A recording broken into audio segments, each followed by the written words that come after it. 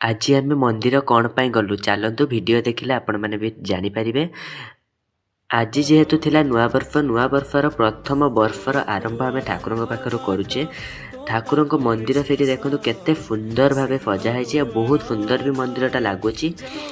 ता परिवेश बहुत परिष्कार सफा, बहुत सुंदर। आठी चारिकर बहुत गुड़ा गछ भी लगाई। आ भितर मंदिरटा बहुत सुंदर। ये आम फास्ट आरंभ करवा महादेव पाखर। तापर एठी आम आरंभ करवा श्रीकृष्ण पाखर। चारिपटे देखो केते सारा ठाकुरंकर कटी कटिका मूर्ति अच्छी। उपरे तले बहुत ही सुंदर लगुच।